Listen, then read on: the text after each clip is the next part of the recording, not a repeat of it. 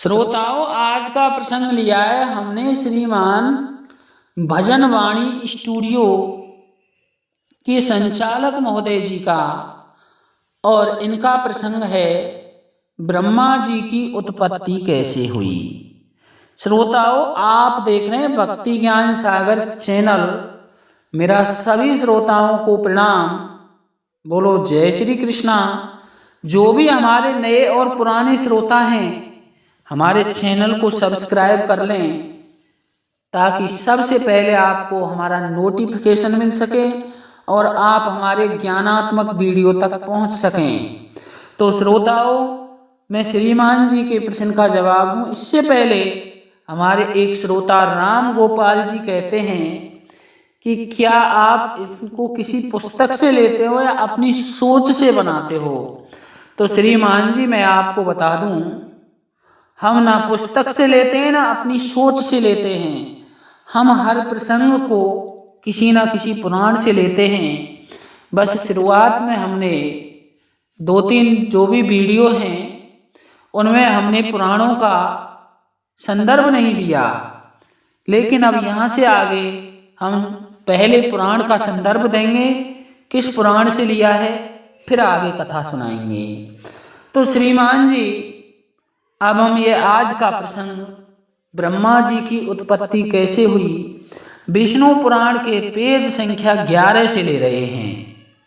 यदि आपके पास गीतापुर गोरख प्रेस का अगर विष्णु पुराण है तो उसी से और उसके 2-3 पन्नों से मिलता जुलता हम ये पूरा प्रसंग ले रहे हैं। यदि हम इस प्रसंग को अपनी भाषा में नहीं सुनाएं तो फिर आपको मजा नहीं आएगा और ना ही आप ये कथा पूरी सुन पाएंगे। इसलिए शब्द अपने का प्रयोग कर रहे हैं और ये विष्णु पुराण में भी लिखा हुआ है।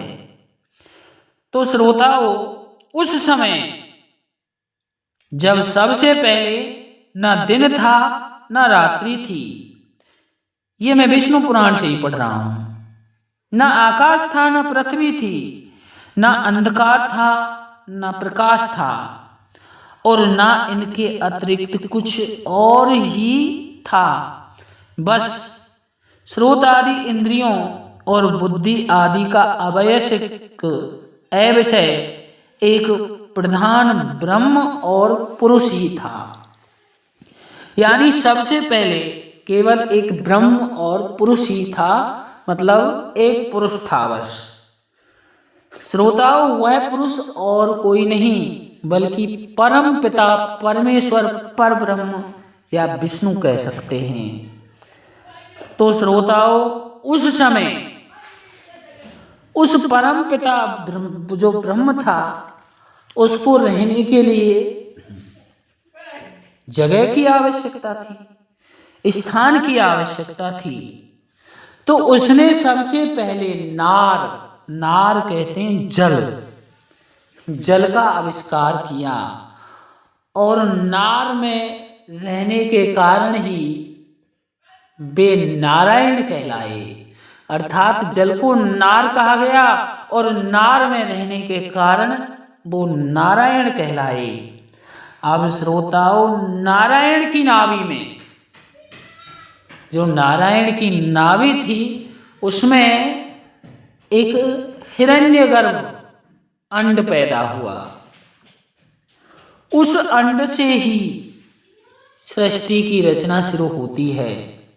तो उससे पृथ्वी और जल जो समुद्रों में है उन सब की रचना हुई। वह एक महतत्व था, एक प्रधान तत्व था जिसको महतत्व बोला गया। उस महतत्व से ही 3 तत्व पैदा हुए, सात्विक, राजस और तामस। भेद से ये 3 प्रकार के हुए, किंतु जिस प्रकार बीज छिलके से समभाव से ढका रहता है, वैसे ये त्रिविध महतत्व यानी जो मुख्य प्रधान तत्व था, ये सब ओर से व्याप्त था। फिर त्रिविध महतत्व ही वैकारिक, सात्विक, तेजस और तामस भूतादि 3 प्रकार का अहंकार उत्पन्न हुआ। अब श्रोताओं, धीरे धीरे इनसे ही इंद्रियां बनी और भूतादि नामक तामस अहंकार ने विकृत होकर शब्द तन्मात्रा और उससे शब्द गुण वाले आकाश की रचना की। उस भूतादि तामस अहंकार ने शब्द तन्मात्र रूप आकाश को व्याप्त किया। फिर आकाश ने विकृत होकर स्पर्श तन्मात्रा को रचा। उस स्पर्श तन्मात्रा से बलवान वायु हुआ और उसका गुण स्पर्श माना गया। शब्द तन्मात्रा रूप आकाश ने स्पर्श तन्मात्रा वाले वायु को आवृत किया। फिर स्पर्श तन्मात्रा रूप वायु ने विकृत होकर रूप तन्मात्रा की सृष्टि की। रूप तन्मात्रा युक्त वायु तेज से उत्पन्न हुआ है, उसका गुण रूप कहा जाता है। स्पर्श तन्मात्रा रूप वायु ने रूप तन्मात्रा वाले तेज को आवृत किया। फिर तेज भी विकृत होकर रस तन्मात्रा की रचना की। उस रस तन्मात्रा रूप से रस गुण वाला जल हुआ। रस तन्मात्रा वाले जल को रूप तन्मात्रा में तेज ने आवृत किया। रस तन्मात्रा रूप जल ने विकार को प्राप्त होकर गंध तन्मात्रा की सृष्टि की। उससे पृथ्वी उत्पन्न हुई, जिसका गुण गंध माना जाता है। उन आकाश आदि भूतों में तन्मात्रा गुण शब्द ही है, इसलिए वे तन्मात्रा गुण रूप ही कहे जाते हैं। तो श्रोताओं, धीरे धीरे इस प्रकार से इस प्रकृति की उत्पत्ति होने लगी। अब हम हमारी उसी प्रारंभिक कथा पर आते हैं, ब्रह्मा जी की उत्पत्ति पर।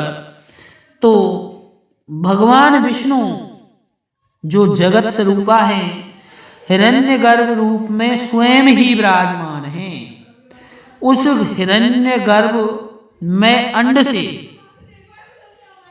जो हिरण्यगर्भ में अंड था, उससे ब्रह्मा जी की उत्पत्ति हुई। और इसमें बताया गया है कि स्वयं परमेश्वर, वो पर ब्रह्म ही ब्रह्मा जी बने और उसके बाद में उनसे ही, उस पर ब्रह्म अंड से ही भगवान शिव शंकर की उत्पत्ति हुई। तो श्रोताओं, दोनों की उत्पत्ति विष्णु पुराण में उस परम पिता परमेश्वर भगवान विष्णु से बताई गई है।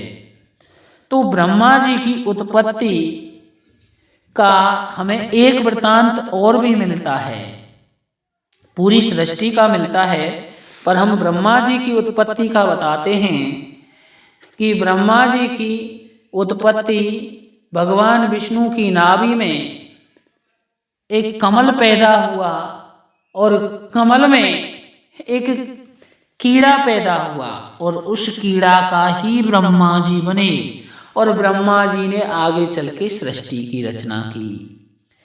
तो श्रोताओं, ब्रह्मा जी की उत्पत्ति उस परम पिता परमेश्वर भगवान विष्णु से ही है, जो सर्वप्रथम जल के ऊपर, जिन्होंने जल को निवास बनाया था, उनकी नाभि में एक कमल खिला और कमल के अंदर एक कीड़ा था और उस कीड़े के ही ब्रह्मा जी बने थे। ऐसा इन वेद पुराणों में लिखा हुआ है। तो श्रीमान जी, ब्रह्मा जी की उत्पत्ति उस परम पिता परमेश्वर भगवान विष्णु से ही हुई।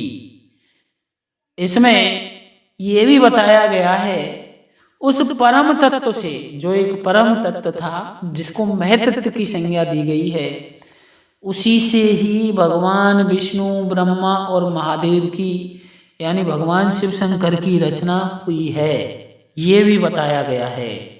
तो श्रीमान जी आपके प्रश्न का उत्तर लग चुका है और इसका वर्णन आपको विष्णु पुराण में मिल जाएगा। इसी के साथ हम लेते हैं आपसे अनुमति। बोलो जय श्री राम।